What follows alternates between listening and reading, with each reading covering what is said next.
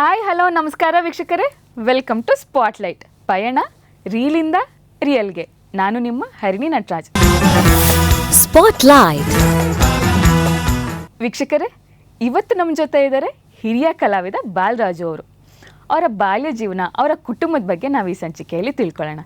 ಬನ್ನಿ ಅವರನ್ನು ಕಾರ್ಯಕ್ರಮಕ್ಕೆ ಸ್ವಾಗತಿಸೋಣ. ಸರ್ ನಮಸ್ಕಾರ. ನಮಸ್ಕಾರ. ಕಾರ್ಯಕ್ರಮಕ್ಕೆ ಸ್ವಾಗತ.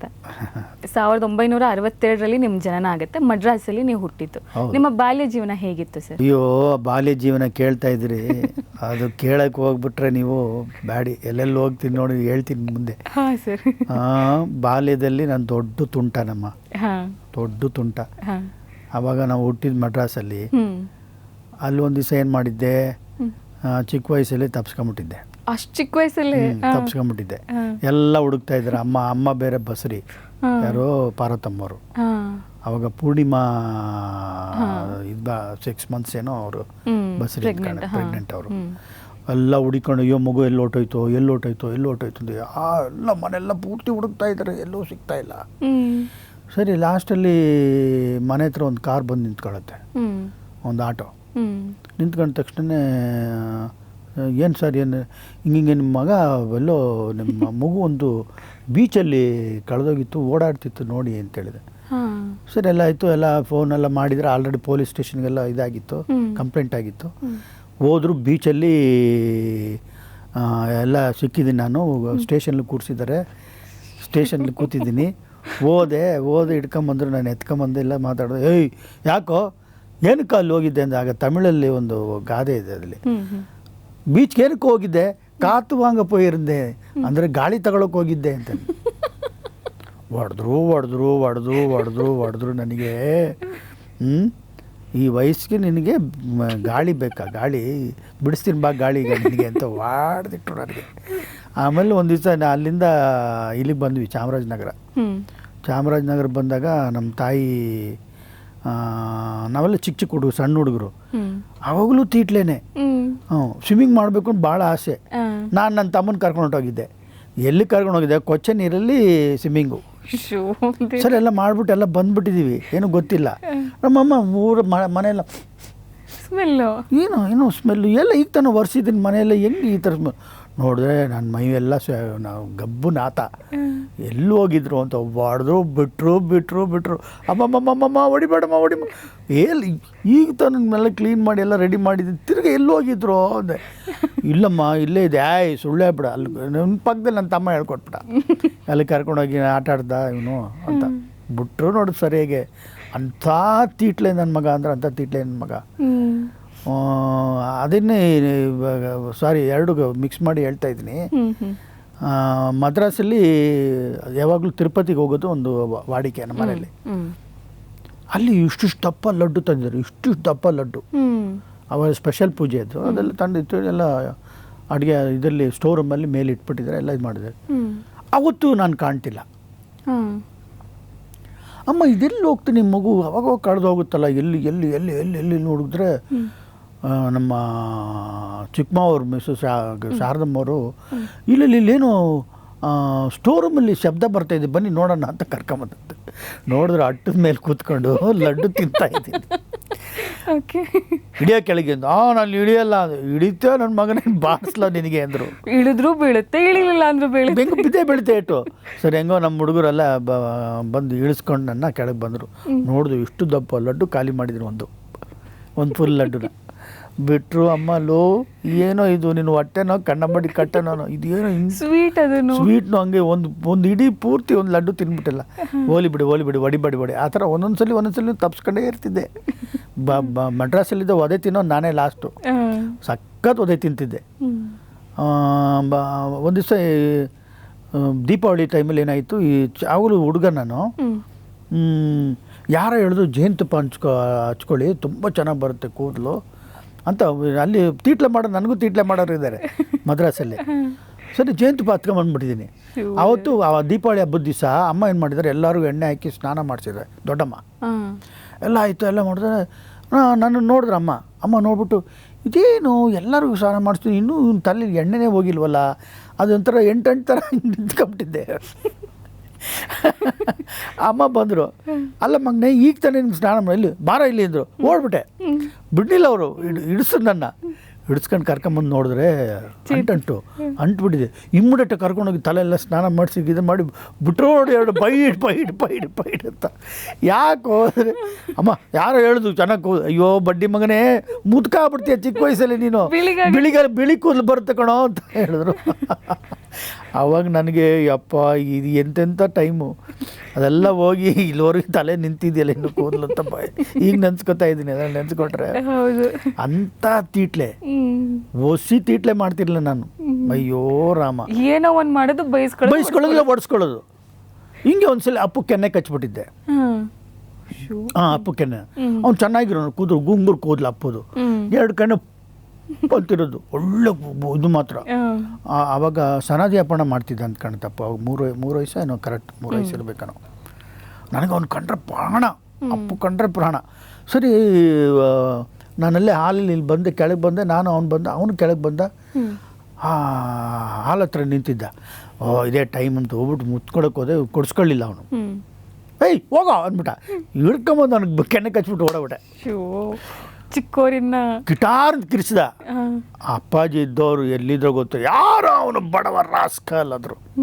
ಸಿಕ್ಕದೆ ಇವತ್ತು ನನ್ನ ಕತೆ ಮುಗೀತು ಅಂದ್ಬಿಟ್ಟು ಹೊರಗಡೆ ಓಡಾಬಿಟ್ಟೆ. ಆಮೇಲೆ ಅಮ್ಮ ಬಂದು ಕೆಳಗಿಲ್ಲ ರೀ, ಯಾರಿಲ್ಲ ಇಲ್ಲ ಅವ್ನು ಬರಲಿ, ಬಾಲ ಬರಲಿ, ಅವನೇ ಮಾಡೋದು, ಇನ್ನು ಯಾರು ಮಾಡೋದು, ನೀನು ಯಾರಿಗೂ ವಯಸ್ಕೊಬೇಡ ಕಣೆ ಅಂತ ಬೈಯೋರು ಅಪ್ಪಾಜಿ ಅಮ್ಮನಿಗೆ. ತರಲೆ ಅಂದರೆ ಬಾಲ ಮನೇಲಿ. ಬಾಲ ಅವನಿಗಿಲ್ಲ, ಒಂದು ಬಾಲ ಅಂತ ಆ ಥರ ಅವನು ತರಲೆ ಬಾಲ ಅಂತ ನನಗೆ. ಸರಿ ಬಂದೆ, ರಾತ್ರಿ ಸಿಕ್ಕಾಬಿಟ್ಟೆ ಅಪ್ಪಾಜಿಗೆ. ಬಿಟ್ಟರು 2, ಅವ್ನು ಕೆಂಪು, ಇಲ್ಲೊಂದು ಇದು ಬಿದ್ದುಬಿಟ್ಟಿದೆ ಮಾರ್ಕು ಅಪ್ಪಗೆ. ಆ ಥರ ತೀಟ್ಲೆ, ಏನಾರು ಒಂದು ತೀಟ್ಲೆ ಮಾಡೋದು. ಇಲ್ಲ ನನ್ನ ತಂಗಿಗೆ ಹೊಡೆದು ಬಂದ್ಬಿಡೋದು, ಇಲ್ಲ ನಮ್ಮ ಅಕ್ಕನ ಹೊಡೆಯೋದು, ಈ ಥರ ಎಲ್ಲ ನಾನು ನಂಬರ್ 1 ತೀಟ್ಲೆ ಮನೇಲಿ. ಓಕೆ, ನಿಮ್ಮ ತಂದೆ ತಾಯಿ ಬಗ್ಗೆ ಹೇಳಿ ಸರ್. ಅಪ್ಪಾಜಿ ಅವರು ಬ್ಯಾಂಕಲ್ಲಿ ಕೆಲಸ, ಅವರು ಸಿಂಡಿಕೇಟ್ ಬ್ಯಾಂಕಲ್ಲಿದ್ದರು. ಅಮ್ಮ ಬಂದು ಮನೆ ಹೌಸ್ ವೈಫ್. ಪಾಪ ಅವರು ಮನೆ ಬಿಟ್ಟು ಎಲ್ಲಿ ಹೋಗಿ ನಮ್ಮ ನೋಡ್ಕೊಂಡ್ರೆ ಸಾಕಾಗಿತ್ತು. ಹೌದು, ಅದರಲ್ಲೂ ಇಷ್ಟು ತರಲೆ ನೀವು. ನಾನು ದೊಡ್ಡ ತರಲೆ. ಆಮೇಲೆ ಅಣ್ಣವ್ರಿಗೆ ಅದೇನಿಸ್ತೋ ಗೊತ್ತಿಲ್ಲ, ಆವಾಗ ಅಮ್ಮ ನಮ್ಗೆ 6 ವಯಸ್ಸಿತ್ತು, ನನಗೆ 6 ವಯಸ್ಸಿತ್ತು, ನನ್ನ ತಂಗಿಗೆ 3 ವಯಸ್ಸು, ನನ್ನ ತಮ್ಮನಿಗೆ ನನಗಿಂತ 1 ವರ್ಷ ಚಿಕ್ಕವನಷ್ಟೇ. ಸೊ ಇವು ಇಮಿಡಿಯೇಟಾಗಿ ಅದು ಅಮ್ಮ ದಿಢೀರಂತ ಸತ್ತೋದ್ರು ಪಾಪ. ಅವರು ಏನಂತ ಹಾರ್ಟ್ ಅಟ್ಯಾಕೋ ಏನೋ ಗೊತ್ತಿಲ್ಲ ನನಗೆ. ಅವಾಗ ಸರಿ ಆಯಿತು, ಎಲ್ಲ ಆಯಿತು, ಎಲ್ಲ ದಫಾನೆಲ್ಲ ಆಯಿತು, ಎಲ್ಲ ಮುಗಿದು ತಿರ್ಗಿ ಬಂದು ನಮ್ಮ ಚಾಮರಾಜನಗರದಲ್ಲೇ ಓದ್ತಾಯಿದ್ವಿ, ಒಂದು ಚಿಕ್ಕ ಸ್ಕೂಲಲ್ಲಿ. ಚಾಮರಾಜನಗರ ಓದ್ತಾಯಿದ್ವಿ. ಒಂದು ದಿವಸ ಕಾರ್ ಬಂತು ಮನೆ ಹತ್ರ, ಅಂಬಾಸಿಡರು. ಅವಾಗ ನಗರಕ್ಕೆ ಬಂದರು ಅಪ್ಪಾಜಿಯವರು. ಬಂದು ನಮ್ಮ ಅಪ್ಪನ ಹತ್ರ ಅದೇ ಹೇಳಿದ್ರು, ಬಾಲಕೃಷ್ಣ ನಿನ್ನ ಕೈಲಿ ನೋಡ್ಕೊಳಕ್ಕೆ ಹಾಕೋಣ, ಎಲ್ಲ ಚಿಕ್ಕ ಹುಡುಗರು ಬಿಟ್ಬಿಡು, ನಾನು ಮಡ್ರಾಸಿಗೆ ಕರ್ಕೊಂಡು ಹೋಗ್ತೀನಿ, ಮಡ್ರಾಸಿಗೆ ಕರ್ಕೊಂಡೋಗಿ ತಿರ್ಗಿ ಅಲ್ಲೇ ಓದಿಸ್ತೀನಿ ಮಕ್ಕಳನ್ನ, ನಿನ್ಕೆಲ್ಲ ಆಗಲ್ಲ, ನೀನು ಯಾಕೆ ಒಬ್ಬನೇ ಕಷ್ಟಪಡ್ತೀಯ, ನೀನು ಇನ್ನೊಂದು ಮದುವೆ ಮಾಡ್ಕೊಳ್ಳಲ್ಲ ಅಂತ ಹೇಳ್ತಿದ್ಯಾ, ಬೇಡ ಬಿಡು ಹೋಗ್ಲಿ, ನೀನು ಒಳ್ಳೆತನಕ್ಕೆ ನಾನು ಮೆಚ್ಚಬೇಕು. ಕಡೆವರೆಗೆ ನಮ್ಮ ತಂದೆ ಇನ್ನೊಂದು ಮದುವೆ ಮಾಡ್ಕೊಳ್ಳಿಲ್ಲ ಅವರು. ಮಕ್ಕಳು ಇವಾಗ ಇಲ್ಲ, ಸತ್ತೋದ್ರು ಅವರು. ತುಂಬ ವರ್ಷಗಳಾಯಿತು. ಆಮೇಲೆ ನಮ್ಮನ್ನು ಅವಾಗಿಂದ ಟಕ್ ಅಂತ ಚಾಮರಾಜನಗರ ಟು ಮಡ್ರಾಸ್ ನಾವೆಲ್ಲ ಶಿಫ್ಟ್ ಆದಿತ್ತು ಮಡ್ರಾಸಿಗೆ. ಅಷ್ಟು ಜನ ಮಕ್ಕಳು, ಅಷ್ಟು ಜನ? ಹಾಂ, ನಾವು 6 ಜನ ಇದ್ವಿ. 2 ದೊಡ್ಡ ಅಣ್ಣದಿರು, ನನಗೆ ಒಬ್ಬ ಅಕ್ಕ, ತಂಗಿ, ತಮ್ಮ. ಅಲ್ಲ 6 ಜನನೂ ಶಿಫ್ಟ್ ಆದ್ವಿ ಮಡ್ರಾಸ್ಗೆ. ಆವಾಗ ಅಪ್ಪಾಜಿ ಅವ್ರು ಒಬ್ಬರೇ ಆಗ್ಬಿಟ್ರು. ಅವ್ರ ಬ್ಯಾಂಕ್ ಕೆಲಸ, ಆಮೇಲೆ ಅವ್ರಿಗೆ ಟ್ರಾನ್ಸ್ಫರ್ ಆಗ್ತಿತ್ತಲ್ಲ ಮಡ್ರಾಸ್ಗೆ. ಒಂದ್ಸರಿ ಮಡ್ರಾಸಿಗೆ ಟ್ರಾನ್ಸ್ಫರ್ ಆಗಿತ್ತು ಅಪ್ಪಾಜಿಗೆ, ಅಲ್ಲಿಗೆ ಬಂದರು. ಆಮೇಲೆ ತಿರ್ಗಾ ಚಾಮರಾಜನಗರ ಟು ಮೈಸೂರು ಬಂದರು, ಮೈಸೂರು ಟು ಇನ್ನು ಹಂಗೆ ಸುತ್ತಾಡ್ತೀವಿ. ಅವಾಗೆಲ್ಲ ಟ್ರಾನ್ಸ್ಫರ್ ಆಗುತ್ತೆ, ಇಷ್ಟು ವರ್ಷ ಅಂತಿರ್ತಾರೆ. ಆಮೇಲೆ ಟಕ್ಕ ನಾವು ಲಾಸ್ಟ್ ಕಡೇ ಸಲ ಕೇಳಿದಂತ, ಒಂದು ಏಜ್ ಇದಾದಾಗ ರಿಟೈರ್ ಟೈಮಲ್ಲಿ ನಾನು ಇಲ್ಲ ಮೈಸೂರು ಬಂದುಬಿಡ್ತೀವಿ ಸರ್, ನನ್ನ ಕೆಲ ಆಗಲ್ಲ, ನಾನು ಲಾಸ್ಟ್ ಅಲ್ಲಿ ರಿಟೈರ್ ಆಗೋ ಟೈಮಲ್ಲಿ ಅಲ್ಲಿ ಇರ್ತೀನಿ ಅಂತೇಳಿ ಅಪ್ಪಾಜಿಯವರು ಅಲ್ಲಿಗೆ ಲಾಸ್ಟ್ ಮೈಸೂರಿಗೆ ಬಂದು ರಿಟೈರ್ ಆದರು ಸಿಂಡಿಕೇಟ್ ಬ್ಯಾಂಕಲ್ಲಿ. ತುಂಬ ಪ್ರಾಂಪ್ಟ್ ಮನುಷ್ಯ. ಅದೇ ಅವರು ಕೆಲಸ ಮಾಡಿಕೊಂಡು, ಅದು 9 to 5 ಜಾಬು, ಅದನ್ನ ಮಾಡಿಕೊಂಡು 6 ಜನ ಮಕ್ಕಳನ್ನ ನೋಡ್ಕೊಂಡು ಆಗಲ್ಲ. ಅದನ್ನೇ ಹೇಳಿದ ಅಪ್ಪಾಜಿಯವರು, ಬೇಡ ಬಾಲಕೃಷ್ಣ ಬಿಟ್ಬಿಡು, ನಾನು ನೋಡ್ಕೊತೀನಿ, ನನ್ನ ಮಕ್ಳು ಹೆಚ್ಚ, ನಿನ್ನ ಮಕ್ಳು ಹೆಚ್ಚನೋ, ನನ್ನ ತಂಗಿ ಮಕ್ಳು ಹೆಚ್ಚ ಅಂತ ಎಂತ ಮಾತಾಡಿದ್ರು. ಅವರು ಮಡ್ರಾಸಿಗೆ ಕರ್ಕೊಂಡೋಗಿ ಅಮ್ಮನಿಗೂ ಅದೇ ಹೇಳಿದ್ರು. ಅಮ್ಮನಿಗೆ, ಅಮ್ಮ ಇವ್ರಿಗೆ ಪಾರ್ವತಿ, ನಿನ್ನ ಮಕ್ಳನ್ನ ಯಾಕೆ ನೋಡ್ಕೊತೀವಿ, ಹಾಗೆ ನನ್ನ ತಂಗಿ ಮಕ್ಕಳು ಅದೇ ಎಲ್ಲಾದರೂ ಉಂಟೆ ರೀ, ನೀವು ಹೇಳ್ಬೇಕಾಯ್ದಂತ ಅದೇ ಥರ ನೋಡ್ಕೊಂಡ್ರಮ್ಮ. ಅವ್ರ ಅಪ್ಪ ಅಮ್ಮ ಸ್ಥಾನದಲ್ಲಿ ನಿಂತ್ಕೊಂಡು ನಮ್ಮನ್ನು ಸಾಕಿ ಸಲಗಿ ದೊಡ್ಡವನು ಮಾಡಿ ಇವತ್ತು ಇಡೀ ಕರ್ನಾಟಕಕ್ಕೆ ಅಂದರೆ ಇಡೀ ಕನ್ನಡಿಗರ ಹೃದಯದಲ್ಲಿ ಒಂದು ಮನೆ ಮಾಡಿದ್ದೀನಿದ್ರೆ ಅದು ಅವರೇ ಕಾರಣ. ಹೌದು ಅವರೇ ಕಾರಣ. ಹೌದು. ಅಲ್ಲಿ ನಮ್ಮ ದೊಡ್ಡಗಾಜಿನವ್ರಲ್ಲಿ ನಮ್ಮದು ತೋಟ ಎಲ್ಲ ಇತ್ತು. ನಮ್ಮ ಅಪ್ಪಾಜಿ ತಗೊಂಡಿದ್ದು, ನಮ್ಮ ತಂದೆ ಅವರು ಅಲ್ಲಿ ಒಂದು ಕಾಂಪ್ಲೆಕ್ಸ್ ಮಾಡಿದ್ರು ಊರಲ್ಲಿ. ಆವಾಗ ನನ್ನ ಹತ್ರ ಒಂದು ದಿವಸ ನಾನು ಇಲ್ಲಿ ಇದಕ್ಕೆ ಬಂದಿದ್ದೆ, ಆಗ ಬೆಂಗಳೂರು ಬಂದುಬಿಟ್ಟಿದ್ದೆ. ಬೆಂಗಳೂರು ಬಂದಿದ್ದೆ. ಈ ಥರ ನಮ್ಮಪ್ಪ ಕೇಳಿದ್ರು, ಈ ಥರ ಒಂದು ಕಾಂಪ್ಲೆಕ್ಸ್ ಮಾಡೋಣ ಮಗ, ನನಗೆ ಒಂಚೂರು ಹೆಲ್ಪ್ ಮಾಡೋ, ನಾನು ದುಡ್ಡು ಬೇಕು ಕಣ ಅಂದರು. ನಾನು ಇದೇನಪ್ಪ ಅಷ್ಟು ದೊಡ್ಡ ಇದನ್ನು ಎಲ್ಲಿ ಕೊಡೋದು, ಏನು ಕೊಡೋದು, ಎಷ್ಟು ಬೇಕಾಗುತ್ತೆ, 1 ಲಕ್ಷ ಬೇಕು ಕಣ ಅಂದರು. 1 ಲಕ್ಷ ಎಲ್ಲಿ ತಂದ್ಕೊಂಡಿದ್ದೀನಿ, ನನ್ನ ಕೆಲ್ಲಿರೋದು ಬೈಕ್ ಇದು ಮಾರ್ಕೊಡ್ಲಾ ಅಂದೆ. ಅದೇನು ಮಾಡ್ತೇವೆ ಗೊತ್ತಿಲ್ಲ, ನಂಗೆ ದುಡ್ಡು ಬೇಕು ಅಂದರು ಅವರು. ಆವತ್ತಿನ ಟೈಮಲ್ಲಿ ಅಮ್ಮ ಕೊಡಿಸಿದ್ದದು ಬೈಕು, ಪಾರ್ವತಮ್ಮವರು. ಅದು ಇಂಪೋರ್ಟೆಡ್ ಹೋಂಡಾ. ಅದು ತಗೊಂಡೋಗಿ ಅದನ್ನು ಮಾರಿ ಆ ದುಡ್ಡು ತಗೊಂಡೋಗಿ ಅಪ್ಪಾಜಿಯವ್ರ ಕೈಲಿ ಕೊಟ್ಟೆ, ನಮ್ಮ ಅಪ್ಪನ ಕೈಯಲ್ಲಿ ಕೊಟ್ಟು, ಅದು ಏನು ಮಾಡ್ತೀಯ ಮಾಡಪ್ಪ, ನನ್ನ ಕೈಲಿರೋದು ಇಷ್ಟೇ ದುಡ್ಡು ಅಂತೇಳಿ ಕೊಟ್ಟು ಕಡಿಸ್ತಿದ್ದೆ. ಅವ್ನು ನನ್ನ ಕಂಡ್ರೆ ಅಷ್ಟು ಪ್ರೀತಿ. ಇಲ್ಲ ಕಣೋ, ನಿನ್ನೆಲ್ಲ ಗುರುತಿಸ್ತಾರೆ ಜನ, ನೀನು ಆ್ಯಕ್ಟ್ ಮಾಡ್ತಾ ಇರೋದು ತುಂಬ ಚೆನ್ನಾಗಿ ಮಾಡ್ತೀಯ ಕಣೋ, ನನ್ನೆಲ್ಲ ನನ್ನ ಮೇಲೆ ಅಷ್ಟು ಪ್ರೀತಿ ಅವರಿಗೆ. ಆಮೇಲೆ ಹುಷಾರು ತಪ್ಪಿದ್ರು ಬೆಂಗಳೂರಿಗೆ ಬಂದರು. ಬೆಂಗಳೂರು ಬಂದಮೇಲೆ ಅವರು ಆಲ್ಮೋಸ್ಟ್ ಡೈಲಿಸಿಸ್ ಇದು ಕೊಟ್ಟವ್ರದ್ದು. ಡೈಲಿ ಅವರನ್ನು ನಮ್ಮ ಅಕ್ಕನ ಮನೆ 2nd ಫ್ಲೋರಲ್ಲಿತ್ತು.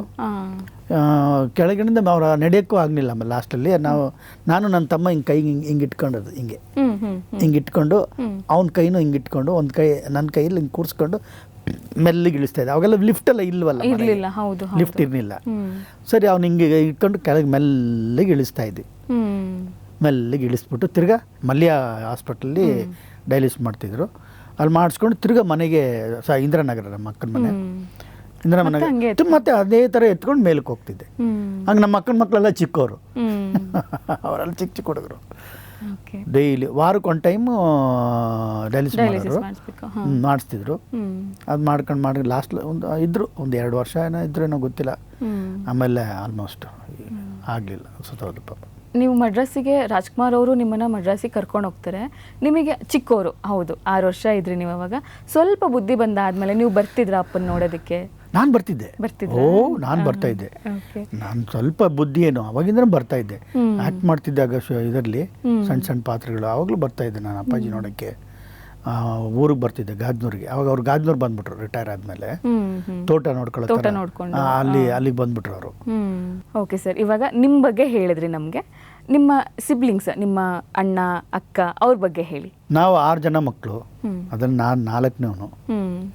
ದೊಡ್ಡವನು ಬಂದು ಅಮೇರಿಕಲ್ಲಿದ್ದಾನೆ ಈಗ, ತುಂಬ ಇಂಟೆಲಿಜೆಂಟ್ ಅವನು. ಆ್ಯಕ್ಚುಲಿ ಇಲ್ಲಿ ಅವನು ಓದಿ ಆ್ಯಕ್ಚುಲಿ ಈ ಸಿಲ್ಕ್ ಬೋರ್ಡಲ್ಲಿ ಕೆಲಸ ಮಾಡ್ತಿದ್ದ, ಗೌರ್ಮೆಂಟ್ ಜಾಬ್ ಅದು, ಸಿಲ್ಕ್ ಇದರಲ್ಲಿ. ಆಮೇಲೆ ಅವನಿಗೆಲ್ಲೋ ಅಮೇರಿಕ ಕೆಲಸ ಸಿಕ್ತು, ಹೊರಟೋದ. 2ನೇ ಅಣ್ಣ ಸ್ವಲ್ಪ ಅವನು ಊರಲ್ಲೆಲ್ಲ ಇದ್ದ. ಆಮೇಲೆ ಅವನು ಏನೋ ಸ್ವಲ್ಪ ಅಡಿಕ್ಟ್ ಆಗಿಬಿಟ್ಟ, ಅವನ್ನ ಕಂಟ್ರೋಲ್ ಮಾಡೋಕ್ಕಾಗಲ್ಲ. ಆ್ಯಕ್ಚುಲಿ ಅವನು ಕೂಡ ಈ ಫಿಲಿಮ್ ಲೈನ್ಗೆ ಬರಬೇಕಾಗಿತ್ತು. ಅಣ್ಣವ್ರಿಗೆ ಅವ್ನು ಕಂಡ್ರೆ ಭಾರಿ ಇಷ್ಟ. ಸೇಮ್ ಅಣ್ಣವ್ರ ಥರನೇ ಮೂಗು, ಅದೇ ಬಣ್ಣ, ತುಂಬ ಚೆನ್ನಾಗಿದ್ದ. ಅದು ಅವನು ಅಡಿಕ್ಟ್ ಆಗ್ಬಿಟ್ಟ. ಅಡಿಕ್ಟ್ ಆದಮೇಲೆ ಅವನು ಮತ್ತೆ ಸರಿ ಹೋಗಲೇ ಇಲ್ಲ, ತುಂಬ ಇದಾಗ್ಬಿಟ್ಟ.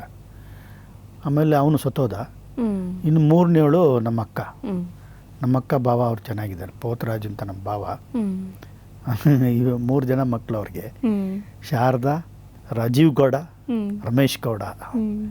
ಅಜ್ಜಿ ಹೆಸರು ಇಟ್ಬಿಟ್ಟಿದ್ದಾರೆ ಶಾರದಾ ಅಜ್ಜಿ ಹೆಸರು, ಅವಳಿಗೆ ಅದೇ ಹೆಸರು ಇಟ್ಟರು. ಅವಳದ್ದು ಏನಂದ್ರಪ್ಪ ಒಂಥರ ಕ್ವೈಟ್ ಸ್ವಭಾವ, ಯಾರ ಹತ್ರ ಜಾಸ್ತಿ ಮಾತಿಲ್ಲ, ಏನಿಲ್ಲ. ಅವ್ಳು ನಮ್ಮ ತಾಯಿ, ಅವಳು ಒಂದೇ ರೂಪ. ಮತ್ತು ನಿಮ್ಮನ್ನು ಹೆಂಗೆ ಟಾಲರೇಟ್ ಮಾಡಿದ್ರಿ ಸರ್ ನಿಮ್ಮ ಅಕ್ಕ? ಅಷ್ಟು ತರಲಿ, ಅವ್ರು ನೋಡಿದ್ರೆ ಅಷ್ಟು ಸೈಲೆಂಟು, ನೀವು ನೋಡಿ. ಬಟ್ ಅವ್ಳು ನಮ್ಮ ಗಮನಕ್ಕೆ ಬರ್ತಿರ್ಲಿಲ್ಲ. ಅವಳು ಸುಮ್ಮನೆ ಇಲ್ಲ, ಅವಳಿಗೆ ತರಲೆ ಮಾಡ್ತೀನಿಲ್ಲ, ಅದಕ್ಕೆ ನನ್ನ ಜೊತೆಲಿ ಮಾತಾಡೋದು ಬರ್ತಿರ್ತಿಲ್ಲ ಅವಾಗ. ಆಮೇಲೆ ಯಾರು ಬಿಟ್ಟರೆ ನನ್ನ ತಮ್ಮ ತುಂಬ ಇಂಟೆಲಿಜೆಂಟ್. ಅವನು ಇಂಜಿನಿಯರ್ ಸ್ಟೂಡೆಂಟ್. ಅವನು ಮದುವೆ ಆಯಿತು, ಅವನು ಒಬ್ಬ ಮಗ.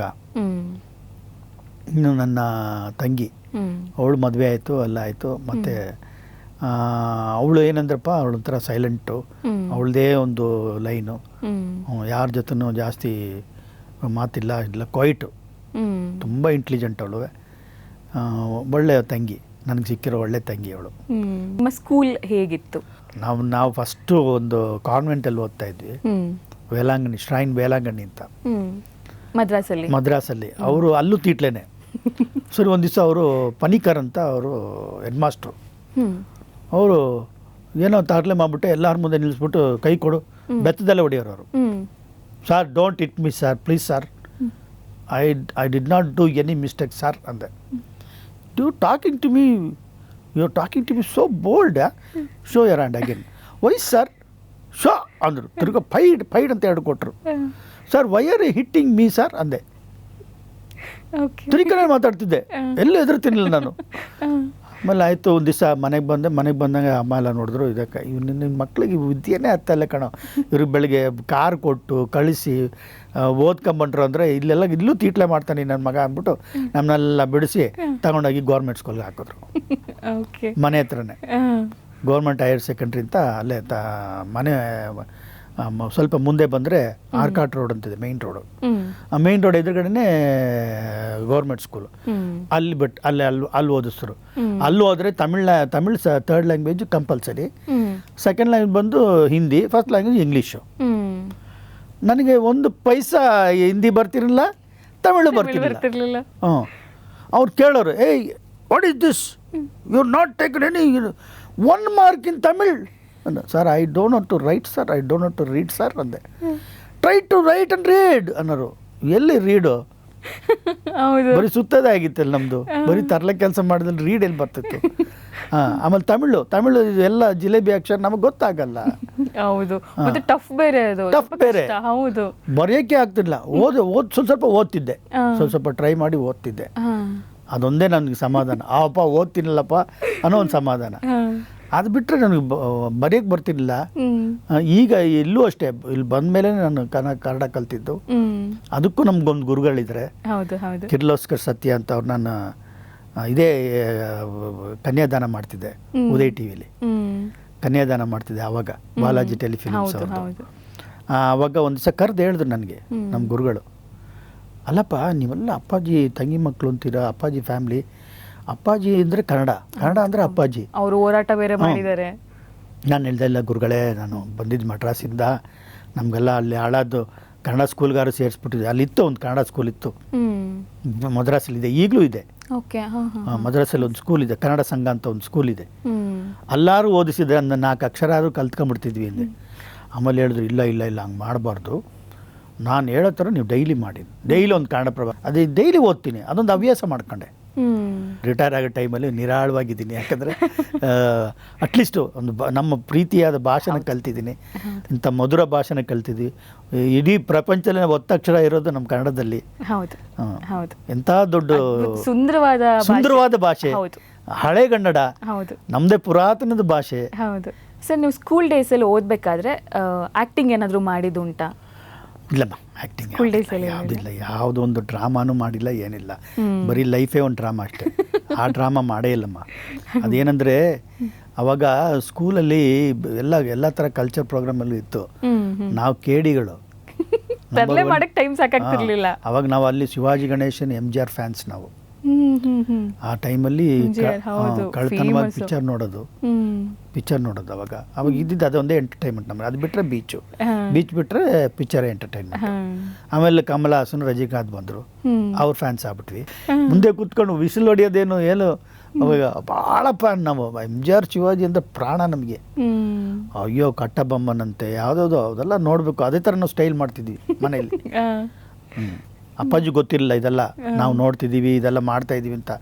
ಗೊತ್ತಿದ್ರೆ ಅಲ್ಲಿಗೂ ನಮ್ಗೆ ಬೀಳ್ತಿತ್ತು ಸಖತ್ ಏಟ್ ಬೀಳೋದು. ಯಾರನ್ನೂ ನಮ್ಗೆ ಯಾವಾಗ ಗಂಧ ಬಂದಿದ್ದು ಅಂದರೆ ಬೆಂಗಳೂರು ಬಂದ ಮೇಲೇ ಪಿಕ್ಚರು ಅನ್ನೋದು ಗೊತ್ತಾಗಿದ್ದು. ಅಲ್ಲಿವರೆಗೂ ನಮ್ಗೆ ಯಾರಿಗೂ ಒಬ್ರಿಗೂ ಇಂಡಸ್ಟ್ರಿ ಬಗ್ಗೆ ಟಚ್ಚೇ ಇಲ್ಲ. 83 ವಿ ಕೇಮ್ ಟು ಬ್ಯಾಂಗ್ಳೂರ್. ಆವಾಗಲೇ ನಾವು ಸಿನಿಮಾನಾ, ಅಪ್ಪಾಜಿ ಇದೆಲ್ಲ ಮಾಡ್ತಿತ್ತಾ, ಅದು ಆವಾಗಲೇ ನಮ್ಗೆ ಅರಿವಾಗಿದೆ. ಅಲ್ಲಿವರೆಗೂ ಒಬ್ರಿಗೂ ಸುಳಿವೇ ಇಲ್ಲ, ಪಿಕ್ಚರ್ ಬಗ್ಗೆ ಸುಳಿವೇ ಇಲ್ಲ. ನಾವು ನೋಡ್ತಿದ್ದೀವಿ ಅಷ್ಟೇ. ಅವಾಗ ಎಷ್ಟೋ ಸಲ ಹೊಡೆದಾಟ ಆಗ್ಬಿಡೋದು ಕಮಲ್ ರಜನಿ ಫ್ಯಾನ್ಸ್ಗೆ. ನಾವು ಅದ್ರಲ್ಲಿ ಸೇರ್ಕೊಂಡ್ಬಿಡೋದು. ಅಯ್ಯೋ, ಆಗ್ಲೇನೆ. ಈಗ ಶಿವಣ್ಣ ರಜನಿ ಫ್ಯಾನ್ ಅಂದ್ರೆ ನಾವು ಕಮಲ್ ಹಾಸನ್ ಫ್ಯಾನು, ಈಗ ಶಿವಣ್ಣ ಕಮಲ್ ಹಾಸನ್ ಫ್ಯಾನ್ ಅಂದ್ರೆ ಅವರು ರಜನಿ ಫ್ಯಾನು. ಹಿಂಗೆ ಒಬ್ಬೊಬ್ಬರು ಒಂದೊಂಥರ. ಒಟ್ಟು ಅಣ್ಣವರು ಮತ್ತೆ ಪಾರ್ವತಮ್ಮವ್ರ ಮನೇಲಿ ಇಲ್ಲ ಅಂದ್ರೆ ನಿಮಗೆ ನೆಕ್ಸ್ಟ್ ಲೆವೆಲ್ ಮಜಾ. ನೆಕ್ಸ್ಟ್ ಲೆವೆಲ್ ಮಜಾ. ಅಯ್ಯೋ ಅಯ್ಯೋ ಅಯ್ಯೋಪ್ಪ, ಅದಕ್ಕೆ ಅವ್ರು ಇದನ್ನೆಲ್ಲ ನೋಡ್ನಿಲ್ವೋ ಏನೋ ಅವ್ರು ಪಾಪ, ಇದನ್ನೆಲ್ಲ ಕಣ್ಣಾರೆ ಅವರು ನೋಡಿದ್ರೆ ಇನ್ನೇನು ಅನ್ಕೊಂಬಿಟ್ಟಿರೋರೋ ಗೊತ್ತಿಲ್ಲ. ಇನ್ನೂ ಚೆನ್ನಾಗಿ ಬೈದಿರೋರು ಇನ್ನು ಬೀಳ್ದಿದ್ವಿ, ಸರಿಯಾಗಿ ಬಿದ್ದಿರೋದು. ಅವು ದೊಡ್ಡ ದೊಡ್ಡ ಕೋಳೆ ತಂದಿರೋರು ನಮಗೆ. ಹೌದು, ಅಂದ್ರೆ ಮೇ ಬಿ ನಿಮ್ಮ ಫ್ಯಾಮಿಲಿಯಲ್ಲಿ ನೀವು ಓದಿ ತಿಂದಷ್ಟು ಇನ್ಯಾರೂ ತಿಂದಿಲ್ಲ ಯಾರು ಅನ್ಸುತ್ತೆ. ತಿಂದಿಲ್ಲ, ಯಾರೂ ತಿಂದಿಲ್ಲ. ಯಾರು ತಿಂದಿಲ್ಲ. ಅಪ್ಪು ಅವರು? ಅಪ್ಪು ಸೈಲೆಂಟು. ಅಪ್ಪು ಮುದ್ದು ಮಗ ಅಲ್ಲ, ಲಾಸ್ಟ್ ಕೊನೆ ಮಗ. ಲಾಸ್ಟ್ ಹುಟ್ಟಿದ್ದವನೇ. ನಾವು 22ನೇದು ಅಂದರೆ ಅದು ಅಪ್ಪುನೇ ಲಾಸ್ಟು. ಅವಾಗ ಅವ್ನ ಮಗು, ಅವ್ನು ಮುದ್ದು ಮಾಡೋರು ಎಲ್ಲ ಜಾಸ್ತಿ. ಅವನಿಂದನೇ ನಾವೆಲ್ಲ ಮೈಕಲ್ ಜಾಕ್ಸನ್ನು ಇವರೆಲ್ಲ ಗೊತ್ತಿದ್ದ ಅವರಿಂದನೇ. Black and white TV, Crown TV ಅಂತ ಅವಾಗ ಬ್ಲ್ಯಾಕ್ ಆ್ಯಂಡ್ ವೈಟ್ ಟಿವಿ. ಈಗ ಕಲರ್ ನೋಡ್ತಿದ್ದೆ ನಾವು, ಬ್ಲ್ಯಾಕ್ ಆ್ಯಂಡ್ ವೈಟ್. ಸರ್, ಇಷ್ಟೊತ್ತು ನಮ್ಮ ಜೊತೆ ಕೂತ್ಕೊಂಡು ನಿಮ್ಮ ಬಾಲ್ಯ ಜೀವನದ ಬಗ್ಗೆ ನಮ್ಮ ಜೊತೆ ಹಂಚ್ಕೊಂಡಿದ್ದಕ್ಕೆ ತುಂಬ ಧನ್ಯವಾದಗಳು ಸರ್. Thank you. ಸೊ ವೀಕ್ಷಕರೇ, ನೋಡಿದ್ರಲ್ಲ, ನಮ್ಮ ಬಾಲರಾಜು ಅವರು ಬಾಲ್ಯದಲ್ಲಿ ಎಷ್ಟು ತರಲೆ ಮಾಡ್ತಿದ್ರು ಅಂತ ನಾವು ತಿಳ್ಕೊಂಡ್ವಿ. ಸ್ಕೂಲಲ್ಲಿ ಯಾವ ರೀತಿ ತರಲೆ ಮಾಡ್ತಿದ್ರು, ಮನೆಯಲ್ಲಿ ಯಾವ ರೀತಿ ತರಲೆ ಮಾಡ್ತಿದ್ರು ಅಂತಲೂ ನಾವು ತಿಳ್ಕೊಂಡ್ವಿ. ನಾನಂತೂ ಈ ಸಂಚಿಕೆನ ತುಂಬಾ ಎಂಜಾಯ್ ಮಾಡಿದೆ. ನೀವು ಕೂಡ ಎಂಜಾಯ್ ಮಾಡಿದ್ದೀರಾ ಅಂತ ಅನ್ಕೊತಿದ್ದೀನಿ. ಹಾಗಾದರೆ ನಿಮ್ಮ ಭೇಟಿ ಮುಂದಿನ ಸಂಚಿಕೆಯಲ್ಲಿ. ಅಲ್ಲಿವರೆಗೂ ಉದಯ ಕಾಮಿಡಿ ನೋಡ್ತಾ ಇರಿ, ನಗ್ತಾ ಇರಿ. Spotlight.